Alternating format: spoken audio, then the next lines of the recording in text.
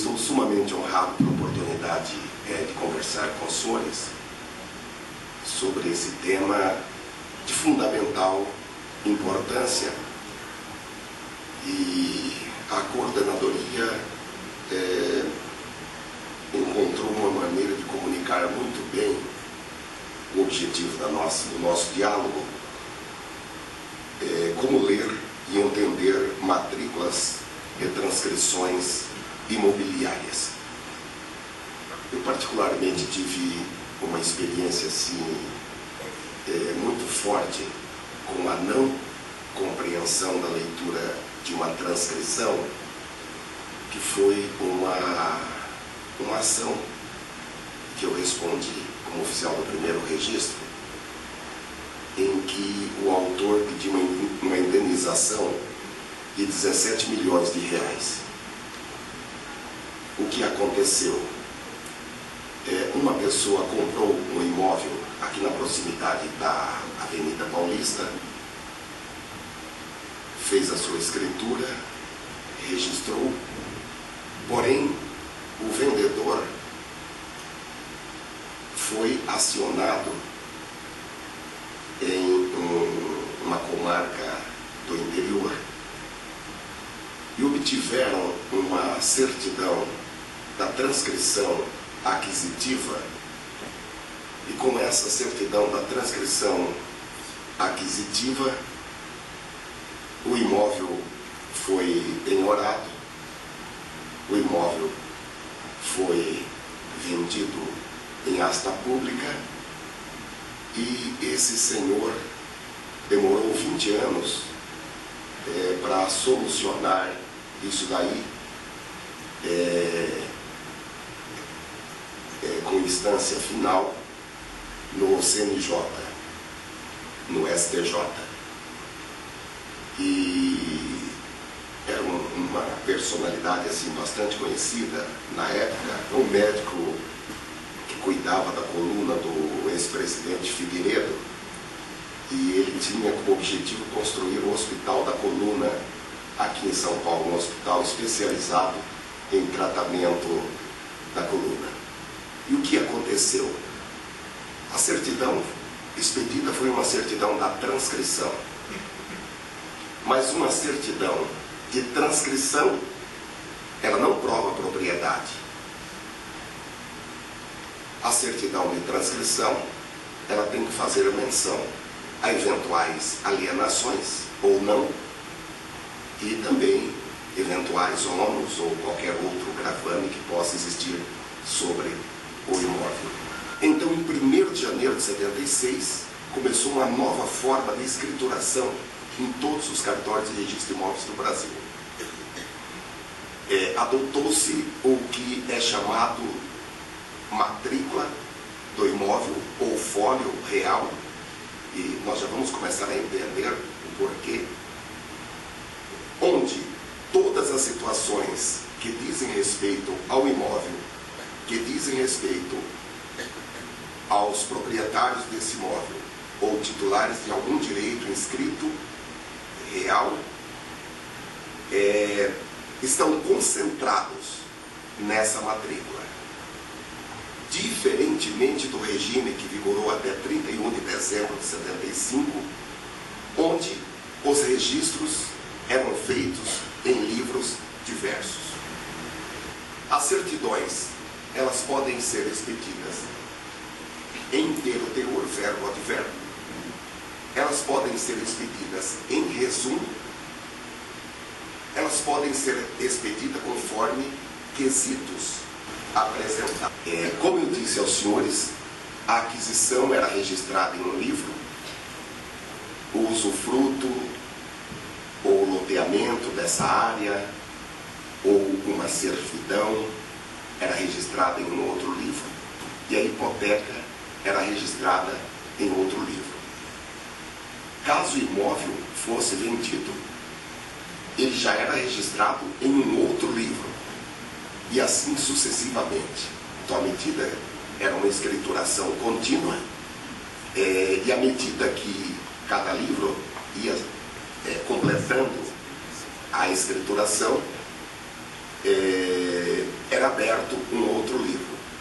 E vou dizer aos senhores que nós trouxemos os livros menores,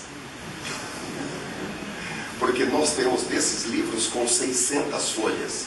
Então, o pessoal lá que quer fazer, não quer gastar com academia, vamos trabalhar nesse setor, porque aí já levanto esses livros diariamente. Bom, é muito importante que nós entendamos isso, porque realmente esse problema da leitura, da certidão da transcrição e da certidão da matrícula é uma situação assim, que nós enfrentamos no dia a dia, muito difícil. A certidão da matrícula é uma certidão de inteiro teor.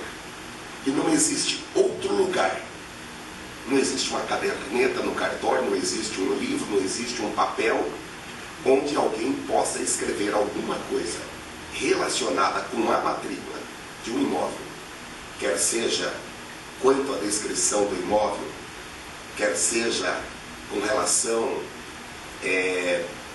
a gravames sobre esse imóvel, quer seja com relação a alguma limitação, tanto relacionada ao imóvel, como uma limitação relacionada aos titulares do domínio, que poderia ser um tombamento desse imóvel, definitivo ou provisório, poderia ser a indisponibilidade de bens, poderia ser o bloqueio dessa matrícula, enfim, qualquer situação que diga respeito ao imóvel ou aos titulares inscritos, ou até mesmo outra situação que possa ter impacto no direito de propriedade, só tem um lugar para escrever ou inscrever isso, é na matrícula. Então, não existe certidão de inteiro teor ou de propriedade da matrícula com negativa de ônus e alienações, porque todos os ônus e alienações estão na matrícula. Então, quando vai se abrir uma matrícula, há toda aquela descrição do imóvel, dos titulares de direito, e se houver uma hipoteca ou qualquer restrição, o cartório necessariamente terá que relatar isso na abertura da matrícula. Bom, muito obrigado, hein? Muito obrigado. Só esclarecendo, no sistema anterior nós falávamos em transcrição e falávamos em inscrição. A transcrição se referia à transmissão do imóvel por compra e venda, por doação, por sucessão, enfim, transmissão do imóvel. E nós tínhamos a inscrição, quando se referia a outros direitos, como uma penhora, como uma servidão, uma hipoteca,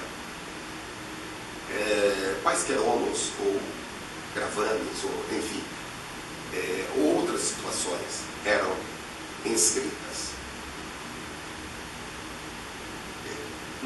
No sistema da matrícula, nós temos apenas dois atos: o ato de registro e o ato de averbação. Os dois têm o efeito de publicar situações relevantes relacionadas com o imóvel e com os titulares de direito. Então, o registro seria para atos principais, como a transmissão da propriedade, e a averbação para atos acessórios, como, por exemplo, alteração de um número, aumento uma reforma que a pessoa fez, aumentou a área quadrada do da construção, uma averbação de casamento, uma averbação de penhora, arresto, sequestro. Enfim, são atos ou atos, são atos, vamos falar assim, transitórios, porque a averbação de, por exemplo, uma averbação de arresto, ela é um ato transitório, ela tem transitoriedade até a conversão daquele arresto em penhora, vai ser feita uma outra averbação, a de penhora. Então, o registro é para atos de maior impacto e definitivos, e a averbação para atos acessórios, suplementares, transitórios, enfim. A certidão, ela pode ser expedida em papel e ela pode ser expedida no formato eletrônico ou digital.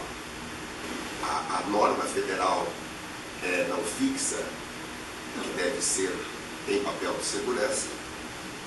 Aqui em São Paulo houve essa preocupação da corregedoria, tanto em padronizar o tipo de papel, como instituir um papel de segurança, porém, em outras unidades da federação está a cargo de cada Corregedoria Geral da Justiça do seu respectivo estado. A Corregedoria Geral da Justiça exerce um controle sobre a fabricação desse papel, sobre a entrega desse papel e sobre os papéis que eventualmente são inutilizados. A partir de dezembro de 2012, por incrível que pareça, nós já temos mais pedidos de certidões eletrônicas do que certidões em papel. As construtoras, escritórios de advocacia, imobiliárias estão optando mais por receber certidões eletrônicas do que certidões em papel. Ela pergunta: todos os dados dos imóveis com registros anteriores a 1976 já estão unificados para que sejam emitidas certidões, ou ainda existe a pesquisa nos moldes antigos? A lei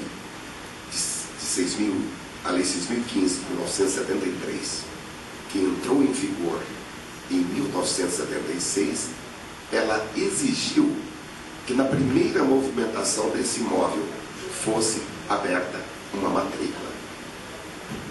Então, enquanto não houver um registro, uma averbação até a ser praticada, não é aberta a matrícula do imóvel, a não ser que o proprietário faça uma solicitação, a não ser que o próprio cartório, por alguma questão interna, queira abrir a matrícula para esse imóvel. Então, nós temos muitos imóveis com registros anteriores a 1976, Adelaide, que ainda permanecem em transcrição. Pergunta: a cópia da matrícula pode ser por certidão? A certidão, em inteiro teor, ela pode ser uma cópia reprográfica da matrícula. E essa cópia reprográfica da matrícula, ela pode ser apresentada por outra cópia, já que, na medida que você emitir uma certidão por cópia reprográfica, essa cópia reprográfica, ela é um original. Então, o advogado pode apresentar uma cópia dessa certidão, ou, caso não seja apresentado por um advogado, essa cópia teria que ser autenticada por um tabelião de notas. A matrícula, ela é o sistema que veio após a transcrição, né?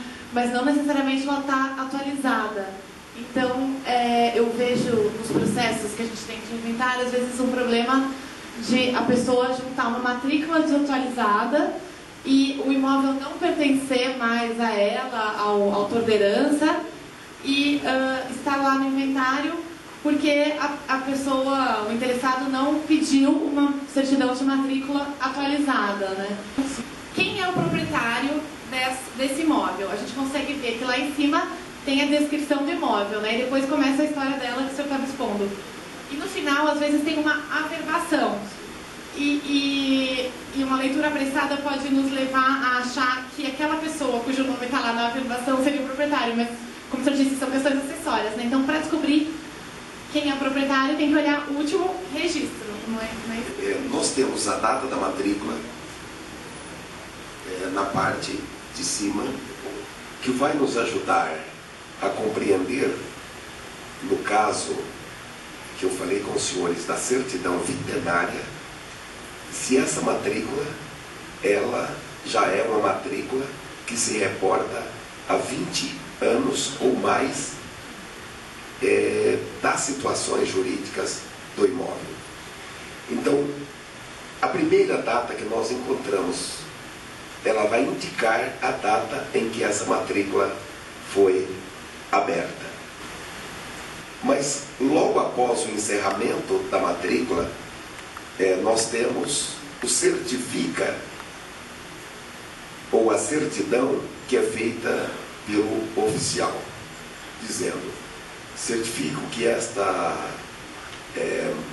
cópia, essa matrícula, essa certidão foi extraída do seu original, da matrícula número tal, tem o certifica e a data.